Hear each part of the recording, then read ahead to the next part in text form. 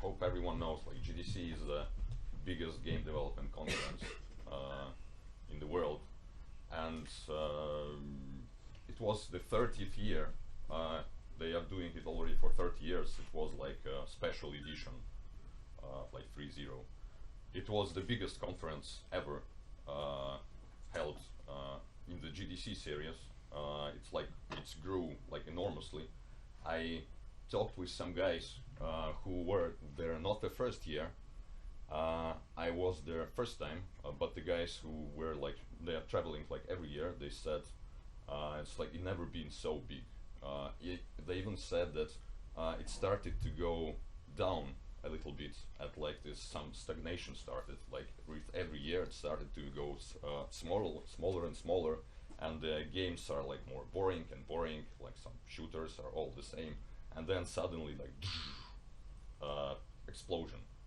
I think why explosion happened, I think thanks to VR first, like because half of the conference was about VR, like everything, like all these lectures, all the sessions, all the exhibitions, like all was VR, VR, VR. I think there were about 20 new headsets on the exhibition, like except the ones which are available and everybody knows about, like this HTC Vive and Oculus and Google Cardboard, and there were like enormous amount from China, from States, from Europe, from everywhere. Small companies doing stuff. There were even like a headset which is wireless, which is like the pictures rendered on the computer, but it's transmitted to the headset wirelessly, and it actually worked quite well. I thought before like the only way to do it is with the wire because it doesn't give like this amount of latency, but they somehow they did like proprietary protocol to transmit the picture and like not latency, not so big. Yeah, so it's huge. So first reason why it's big is VR, and actually VR is pushing forward all the game development quite hard because before VR, the rendering of the picture for the screen is actually was almost like you know, like photo, like people were quite enough satisfied with the picture they see on the screen, and actually there was no reason for the GPU developers, video card developers, to develop like so much more powerful devices because people were already satisfied. But for VR, totally new algorithms have to be invented because like some algorithms doesn't work if you have like two eyes watching on the picture because like of the stereo vision. Some totally new algorithms, totally new hardware features required, and everything is actually this all pushing the whole game development forward. Like they starting to use the same algorithms for normal games, non-VR games, for example. Second thing which is pushing the development forward is narrative. Everybody knows what is narrative. It's like the complexity of the story inside the game. So before there were like very simple stories and people more liked to play action games, and now this year there were a lot of talks, a lot of new games who were very like story centric. Have anyone played a game called Life is Strange, for example? A couple of people. This is one of my favorite games from the latest couple of years. It's almost everything is story. It's like story only game, and it's not action at all, but it's still very interesting. And why is that happening? Why people want to play more like story-based games?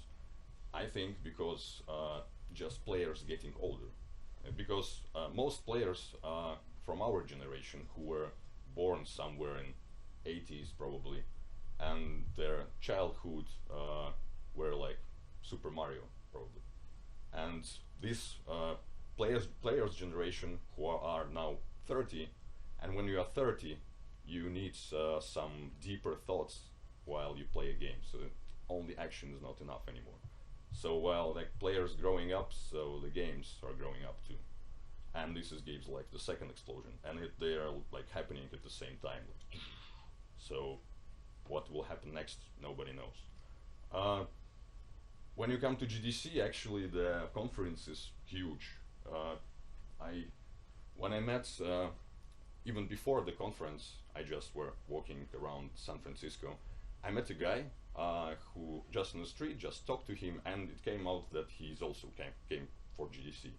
And when we talked, I said, oh, okay, see you on the conference. And he said, oh no, if you meet someone on GDC once, it's like it could be you'll never find him again in the same conference. Though I found him like 2 times after. So conference is huge. One part is an exhibition.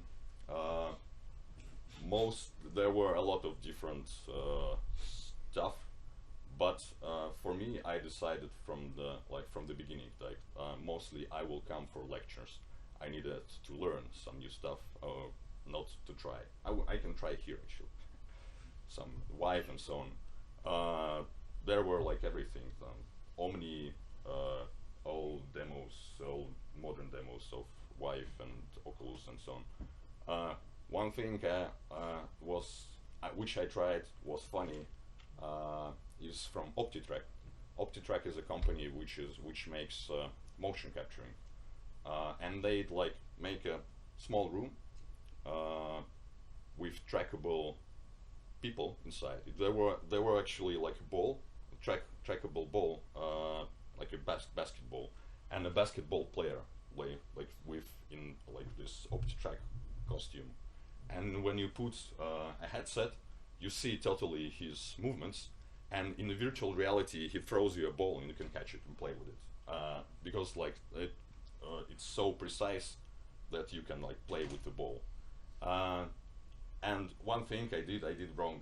It was the tracking volume was about maybe 3 meters high. I didn't thought about that. I just threw a ball up, and it just stopped at some point in virtual reality. And then it just hit me on the head because I didn't see it there. Yeah, that was funny. And then I had a bruise here from the headset because it hit me with the ball. Very hardcore. Yeah, hardcore. But yeah, I didn't manage to try a lot of stuff on the exhibition because mostly I visited lectures, and there were a lot of interesting ones. I visit different game development conferences quite often. I forgot to mention that I'm a game developer. It's like my everyday job, and so I visit different game conferences quite often, and usually they are not so good because they are mostly about some marketing and monetization bullshit and this stuff. But GDC was something which I was long waiting for. There were a lot of technical talks about how to make animations, how to different rendering algorithms, and basic algebra mathematics for the game developers. Very cool. There is a website of the conference, one part of it called GDC Vault, which is actually like a storage for the videos of the lectures, and about half of the videos can be watched for free. May I use the computer, maybe show the website? So there are 2 parts, like free content and members only. And actually, if you go to free content, there are a lot of lectures from different conferences of this series, and for years while back. So if you're interested in game development or VR development, go there. A lot of interesting stuff, a lot of things to learn. And if you want to watch lectures which are paid content, members only, it's $500 a year. So if you have probably, I don't know, if you work in a company who can give you this opportunity, you can ask from your employer, as I did. And the most interesting lectures, I liked very much all the talks from Ubisoft. there were like different companies, guys from different companies talking there. Ubisoft guys were very interesting. Usually, even if they're coming guys from Unity and I don't know Unreal Engine, everything they talk about is basically, oh, you should buy the subscription from our engine, and they're basically advertisement talks. But Ubisoft, they were like technical guys talking about technical stuff without advertising anything, and some very new things. For example, they explain like we invented this new algorithm, so you can try it also, but we are not selling it. It's just an idea. So like, there was no advertising. Yeah. And more elections were interesting by NVIDIA. Check out NVIDIA, Ubisoft, Naughty Dog. Naughty Dog, small company, small development company. They explained how they making their company culture inside. They're basically working without managers at all. So like the company structure is totally flat, and they were explaining how to manage like with company with totally flat structure. Check out Naughty Dog videos too. Yeah, just browse there and explore different stuff. That's interesting. One interesting thing was that SpaceX came to GDC. Everybody knows what is SpaceX. In case the private company which sends people to space, and right now working for NASA. And they came for GDC for looking for people to hire. And they said that actually development for the space is very similar for to development of the games.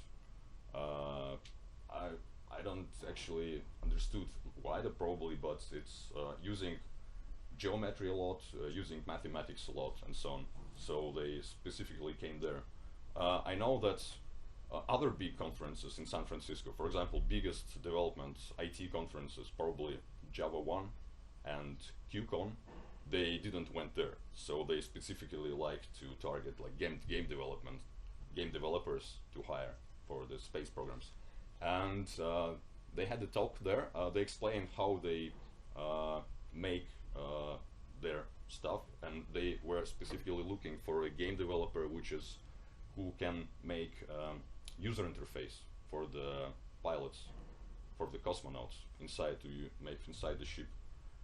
They said to lower the weight of the ship, they eliminated all the hardware buttons from there, and only one interface which a pilot has is a touch screen.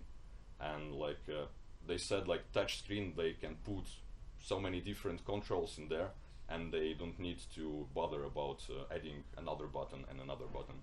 And they want game developers to make user interface for this touch screen. I asked, what do like astronauts do if touchscreen breaks? For example, if a button breaks, you can, I don't know, put some screwdriver inside and still like use it somehow, if you have creativity. But they said like they have like three touch screens which duplicate each other. So if one breaks, then you can use another one. Then they need game developers for the making training simulators for the astronauts also. It's actually pure game development, and probably VR also. And yeah, unfortunately they don't hire guys outside United States, because they said they're working for NASA. NASA is basically government, United States government, and if you work for government, you have to be like a United States citizen. So, no luck. But you can still go there to work if you have a green card, a United States green card. I don't know what is this actually. What else? VR elections were very popular.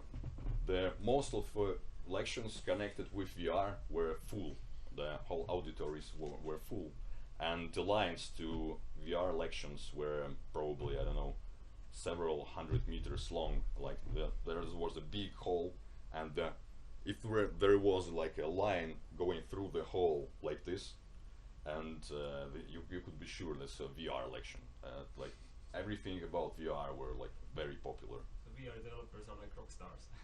Yeah, yeah. VR developers right now are like rock stars. They are like, it's like VR age right now. What about the audience, like, because VR is bringing in also new developers who never have done game development before, but now they have this crazy idea and they see it's really cool. So were there like you were the first time, but were there like many people the first time at all?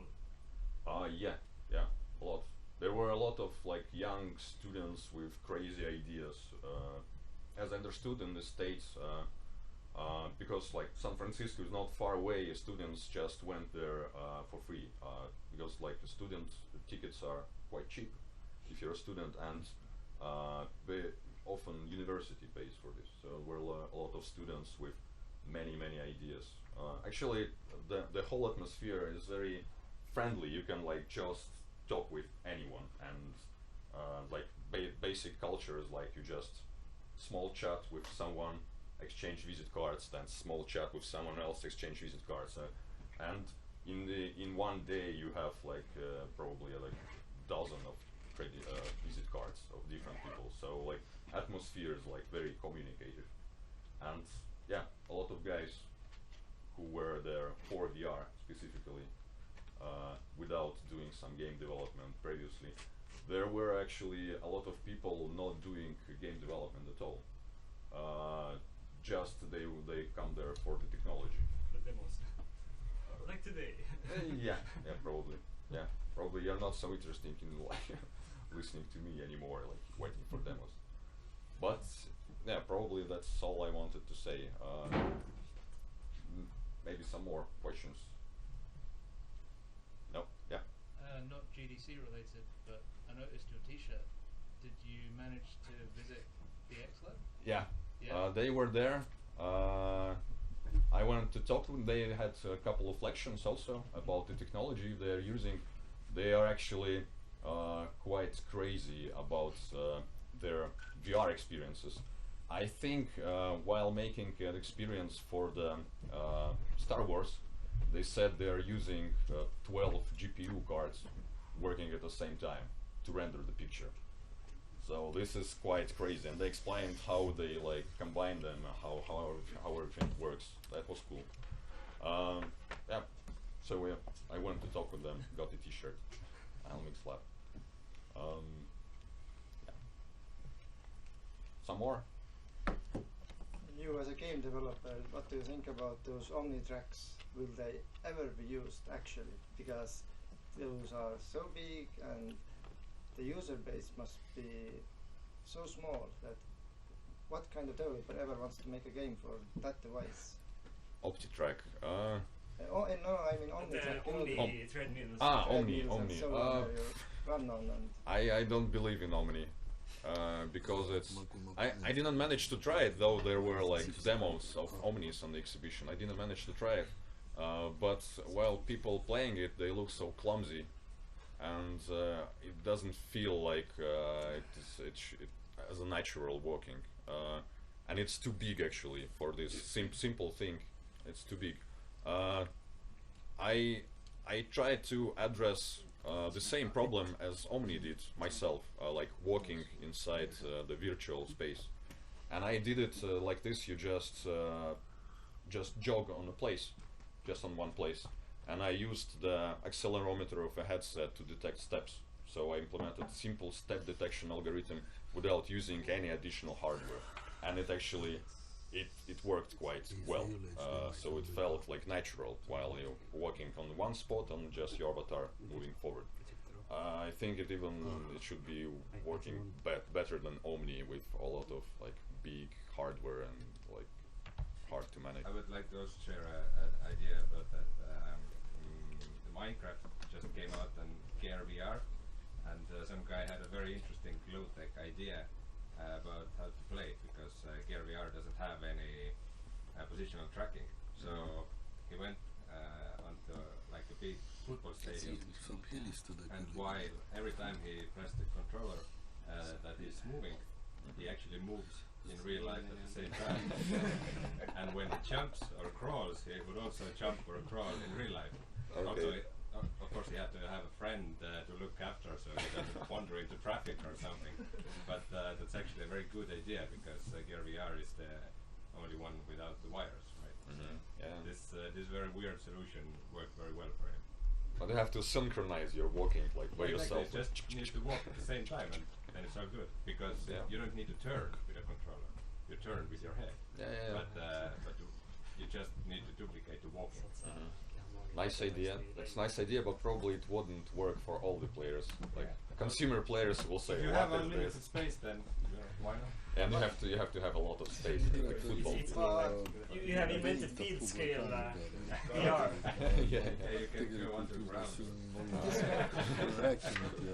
But the best solution would be if somebody would duplicate the whole environment.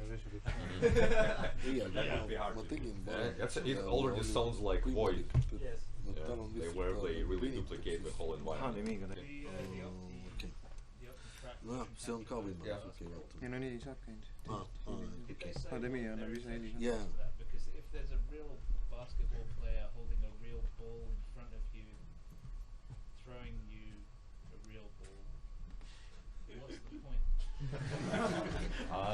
The point, I think their point was to advertise the precise of their tracking. Okay. That it's so precise that you can catch the ball and play with it like with real one. So that was the point. I mean, I can see an application for maybe moving it. But you can change the environment. Do it Yeah. like you can't do in real life. Yeah, you can play ball in some spaceship or on Mars. On moon. Sounds expensive. Yeah, actually, one camera of I think that was they used a volume for about like 4 meters and 3 meters high, and they used about 40 cameras for this, and each camera costs $4,000. So the solution is quite expensive. Though it worked good, except me throwing ball up. But I don't know. Yeah, if you have like a huge studio with big budget, you can afford this kind of stuff. So now I'm gonna have to clap you out. Okay. So next up